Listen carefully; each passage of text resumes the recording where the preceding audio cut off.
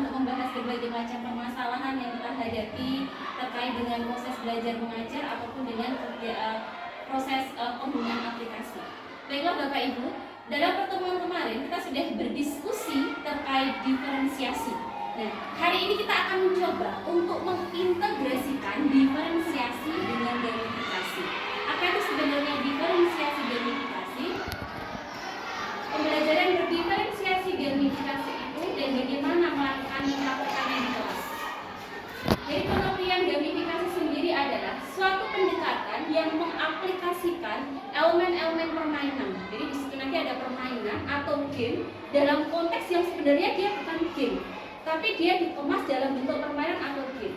Dalam konteks pembelajaran ini gamifikasi bertujuan untuk meningkatkan motivasi, keterlibatan, dan partisipasi siswa dalam proses pembelajaran. Selanjutnya adalah diferensiasi gamifikasi. Keterkaitan diferensiasi dan gamifikasi di sini apa?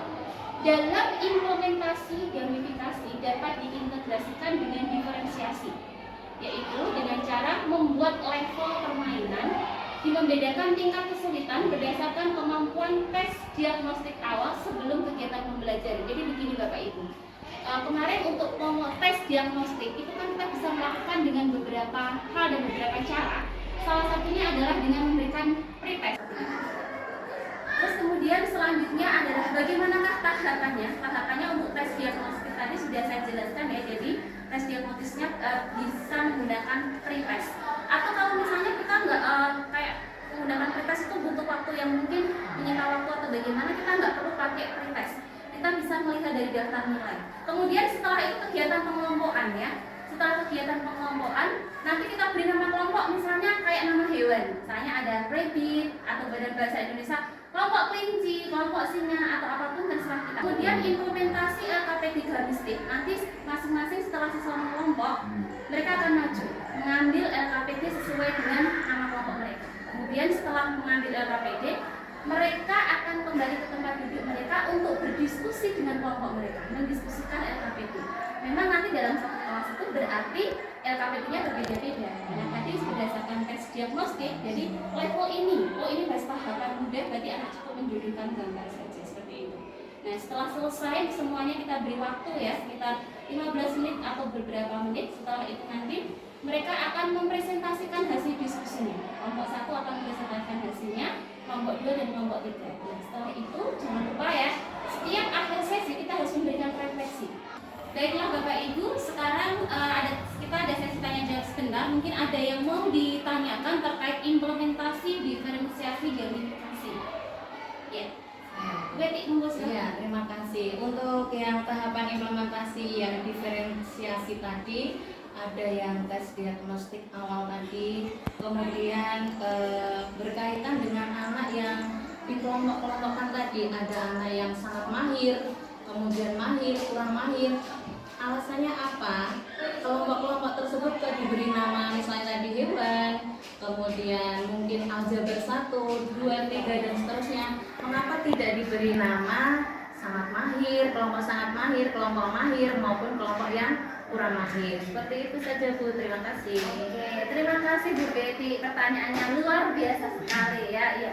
Oke, benar sekali. Tadi sebenarnya dalam tes diagnostik itu untuk siswa yang mahir, sedang ataupun sangat mahir itu hanya sebagai informasi pribadi untuk kita sebagai guru. Jadi jangan sampai hal itu terekspos ke siswa. Waduh, saya masuk ke tidak mahir ini. Anak-anak akan merasa semakin berkecil hati sehingga nanti malah ada kayak semacam pengkotakan siswa sehingga siswa merasa dirinya kurang. Menyambung kalau tadi untuk pengelompokannya apakah harus imbang antara yang baik low itu harus maksudnya dalam satu kelas itu misalnya 2 atau berapa itu apa harus imbang atau bagaimana? Tidak. Jadi kita mengelompokkannya itu tidak harus seimbang ya Bu ya. Jadi kita itu mengelompoknya tergantung pada tes diagnostik. Ada lagi mungkin? Monggo silakan.